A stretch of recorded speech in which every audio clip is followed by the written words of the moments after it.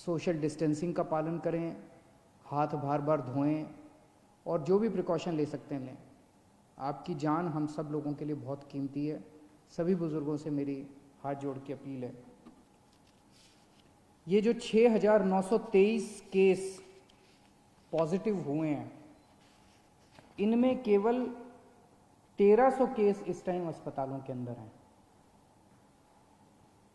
1476 case केवल अभी अस्पतालों के अंदर हैं। लगभग मोटे मोटे तौर पे 7,000 केस मान लेते हैं पॉजिटिव हुए। 7,000 में से 1,500 के करीब केस जो हैं वो अस्पतालों के अंदर हैं। बाकी सारे केसेस या तो माइल्ड सिम्टम्स हैं और या एसिम्टोमेटिक हैं। और ये 1,500 केस जो अस्पतालों में हैं, इनमें भी 91 केस ऐसे हैं जो आईसीयू में हैं और 27 केस ऐसे हैं जो वेंटिलेटर पे हैं।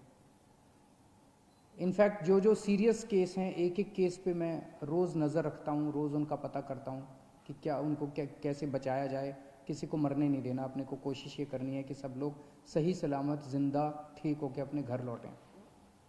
तो हम ये देख रहे हैं कि अधिकतर केस जो है वो माइल्ड या एसिम्टोमेटिक है। लगभग 75% के करीब केसेस एसिम्टोमेटिक या माइल्ड केसेस हैं। उनका अब केंद्र सरकार ने आदेश निकाले हैं कि उनका इलाज अगर हम चाहें तो उनके घर पे भी हो सकता है, उनको अस्पतालों में आने की ज़रूरत नहीं है। उसका अब हम लोगों ने इंतजाम किया है। जो लोग एसिम्टोमेटिक होते हैं, जो लोग माइल्ड सिम्टम वाले होते हैं, जिनको थोड़ा सा बुखार है, थोड़ा सा खांसी है, ज़्यादा दिक्कत नहीं है, उन सब लोगों के घर पे इलाज का हमने इंतज़ाम किया है। हमारी टीम उनके घर पे जाती है, उनके पूरे परिवार को बिठा के सब समझाती है कि आपको कैसे करना है। देख के आती है उनके घर पे पहले कि क्या उनके घर में एक अलग कमरा है, क्या उनके घर में एक अलग टॉयलेट है, क्या उनको अलग से घर के अंदर सोशल आइसोलेशन किया जा सकता है। अगर उनके घर में ये सुविधाएं हैं तो फिर उस मरीज को अपने घर में ही उसका इलाज करने की इजाज़त दी जाती है।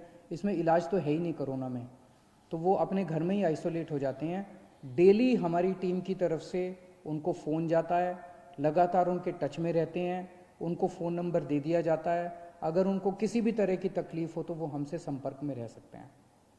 जिन लोगों के घर में ऐसे होम क्वारंटाइन करने के लिए अलग से कमरा नहीं है, उन लोगों के लिए फिर हम लोगों ने कुछ कोविड केयर सेंटर बनाए हैं, कोविड हेल्थ सेंटर बनाए हैं। वहाँ पे फिर उन लोगों को हम ले आते हैं, लेकिन और उन लोगों को वहाँ पे हम रखते हैं 13-14 दिन के लिए, जब तक वो नेगेटिव नहीं हो जाते। तो ऐसे कम लोग हैं जो कि सीरियस हैं और ऐसे बहुत कम लोग हैं जो कि जिनकी डेथ हो रही है। एम्बुलेंसेस की थोड़ी दिक्कत हो रही थी। मुझे ये बताया गया था कि कुछ लोगों को फ़ोन करने के बाद एम्बुलेंस के लिए कुछ घंटे इंतज़ार करना पड़ रहा है। कल हम लोगों ने आदेश निकाल के, सरकारी एम्बुलेंस तो थी हमारे पास, हमने कई सारी प्राइवेट अस्पतालों की एम्बुलेंस भी सरकारी सेवा में रिक्विजिशन कर ली है। इसका मतलब ये नहीं है कि वो अपने अस्पतालों के लिए काम नहीं करेगी। जो एम्बुलेंस प्राइवेट में थी और जो एम्बुलेंस प्राइवेट अस्पतालों की थी वो वहाँ काम करती रहेंगी, लेकिन अगर उनको फ़ोन जाता है और कोई ड्यूटी सरकारी दी जाती है तो उनको वो सरकारी ड्यूटी भी करनी पड़ेगी। ये आदेश निकाल दिए गए हैं। तो इससे मुझे उम्मीद है, अब कई एम्बुलेंस हो गई हैं, इससे मुझे उम्मीद है, कल काफ़ी सारी प्राइवेट एम्बुलेंसेस रिक्विजिशन की गई हैं दिल्ली के अंदर, इससे मुझे उम्मीद है कि एम्बुलेंस की दिक्कत अब ख़त्म हो जानी चाहिए। हमारे बहुत सारे ये जो कोविड की लड़ाई है, ये लड़ाई हमारे डॉक्टर्स लड़ रहे हैं, हमारे नर्सेज लड़ रहे हैं, पुलिस के लोग लड़ रहे हैं, सिविल डिफेंस वॉलंटियर्स लड़ रहे हैं, हमारे बहुत सारे टीचर्स हैं जो लगे हुए हैं, हमारे बहुत सारे आंगनवाड़ी वाले, आशा वर्कर्स हैं, बहुत सारे और बहुत सारे लोग हैं जो फ्रंट लाइन पे लड़ रहे हैं और वो अपनी एक तरह से मेहनत कर रहे हैं, जान जोखिम में डाल रहे हैं। हमारा फ़र्ज़ बनता है कि इनके लिए हम जो कुछ कर सकते हैं करें, और अभी तक कर भी रहे हैं हम लोग। दिल्ली सरकार उसके बारे में बहुत संवेदनशील है और समय समय पे जो भी हो सकता है हम करते हैं। कल हमने आदेश निकाला था कि हमारा Rajiv Gandhi super speciality hospital, जिसको कोविड हॉस्पिटल हमने डिक्लेयर किया है, उसके साथ हम लोगों ने 2-3 5 स्टार होटल्स अटैच कर दिए हैं। एक तरह से वो होटल्स भी अस्पताल का हिस्सा बन गए हैं, अस्पताल ने अपनी फैसिलिटीज़ उधर कर दी है।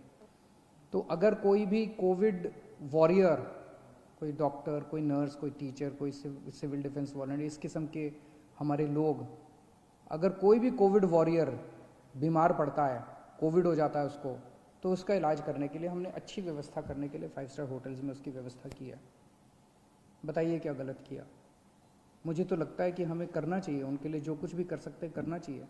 वो रात दिन 24 घंटे हमारे लिए मेहनत कर रहे हैं, अपनी जान दांव पे लगा के कर रहे हैं। उनको कोविड हो सकता है, अगर उनको कोविड हो जाए तो उनको ठीक करने की जिम्मेदारी तो हमारी है ना, फिर पूरे समाज की है, पूरे देश की है। मुझे कल बहुत दुख हुआ जब हमने ये ऑर्डर पास किया तो विपक्ष के लोगों ने इस ऑर्डर का खूब मजाक उड़ाया, इसकी खूब क्रिटिसिज्म किया कि इन लोगों को स्पेशल सुविधाएं क्यों दी जा रही हैं।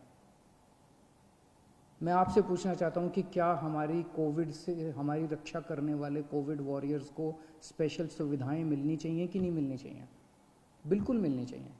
क्या तकलीफ है अगर 1, 2, 3, 5, 10 करोड़ रुपए खर्च हो गए इन लोगों को बचाने के लिए? इसमें क्या गलत है?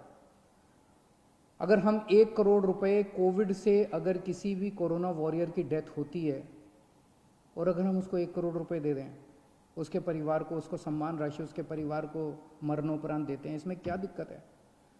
अभी एक पुलिसमैन थे हमारे, अमित राणा जी, कुछ दिन पहले कोरोना की वजह से उनकी मौत हो गई। कोरोना से लड़ते लड़ते उनकी मौत हो गई। हमारी रक्षा कर रहे थे। उनके परिवार के लिए मैंने 1 करोड़ रुपए की सम्मान राशि का ऐलान किया। इसमें विपक्ष को क्यों तकलीफ है? मेरा सबसे यही निवेदन है कि ये टाइम राजनीति करने का नहीं है। ये टाइम सबको मिलके कोरोना से बचने के लिए हम क्या कर सकते हैं, देश के लिए क्या कर सकते हैं, समाज के लिए क्या कर सकते हैं, लोगों के लिए क्या कर सकते हैं, ये समय ये सोचने का है। मेरी सबसे निवेदन है कि राजनीतिक बयानबाजी ना करें, एक दूसरे की मदद करें, सरकारों की मदद करें, समाज की मदद करें और एक दूसरे का साथ दें। मैं देख रहा हूँ कि अभी भी मैं सोशल मीडिया पे देखता हूँ, इधर उधर देखता हूँ कि प्रवासी मजदूर अभी भी सड़कों के ऊपर बड़ी तादाद के अंदर एक जगह से दूसरी जगह जाने की कोशिश कर रहे हैं। और जब उनकी हालत देखते हैं, उनके मैं इंटरव्यूज़ पढ़ता हूँ, उनके बयान पढ़ता हूँ, कई दिनों तक चल रहे हैं, पैरों में छाले पड़ गए हैं, कई दिनों तक कुछ भी नहीं खाया, घर से जो रोटियां लेके चले थे वो रोटियां ख़त्म हो गई हैं, रास्ते में कोई मदद करने वाला नहीं है। कई लोगों ने अपने कंधे के ऊपर अपने बच्चों को बिठाया होता है। एक आदमी देखा जो अपनी बूढ़ी माँ को अपने गोद में लेके पता नहीं कितने किलोमीटर चल चुका था। बहुत तकलीफ होती है। ऐसे लगता है जैसे पूरा का पूरा सिस्टम फेल हो गया, ऐसे लगता है कि हम सारी सरकारें जैसे फेल हो गई हैं। मेरी सब लोगों से निवेदन है, दिल्ली के रहने वाले सब लोगों से निवेदन है कि आपको बिल्कुल चिंता करने की ज़रूरत नहीं है। जो लोग दिल्ली में दूसरे राज्यों के ऐसे हैं जो फंसे हुए हैं और जो जाना चाहते हैं, हम उनका इंतज़ाम कर रहे हैं। अभी तक हमने आपके खाने और रहने का इंतज़ाम किया हुआ था। मेरी आपसे निवेदन है, पहला निवेदन तो यह, दिल्ली छोड़ के मत जाइए। बहुत जल्दी ये लॉकडाउन अंतहीन तो होगा नहीं, कभी ना कभी तो खुलेगा, जल्दी खुलेगा, सबको नौकरियां भी मिलेंगी, आपको भी नौकरी मिलेगी, सबको काम मिलेगा, सबको मजदूरी मिलेगी। लेकिन अगर कोई फंसे हुए हैं और जाना ही चाहते हैं, हम आपके लिए ट्रेन का इंतज़ाम कर रहे हैं। एक ट्रेन मध्य प्रदेश जा चुकी है, एक ट्रेन हमने बिहार भेजी, अभी और ट्रेन का इंतज़ाम कर रहे हैं। केंद्र सरकार से भी बात कर रहे हैं, दूसरे राज्यों की सरकारों से भी बात कर रहे हैं। थोड़े दिन इंतज़ाम कीजिए, लेकिन घर से ऐसे पैदल मत निकलिए, ये आपके लिए सुरक्षित नहीं है। कुछ लोगों की ट्रेन से कुचल के मौत हो गई, कुछ लोगों की सड़क हादसे में मौत हो गई, और इतने दिन पैदल चलना बिना खाए पिए, ये भी सही नहीं है। हम आपकी जिम्मेदारी लेते हैं, प्लीज़ आप इस तरह से मत निकलिए। हम आपके लिए इंतज़ाम कर रहे हैं, हम हैं आपका ख्याल रखने के लिए, विश्वास कीजिए। धन्यवाद।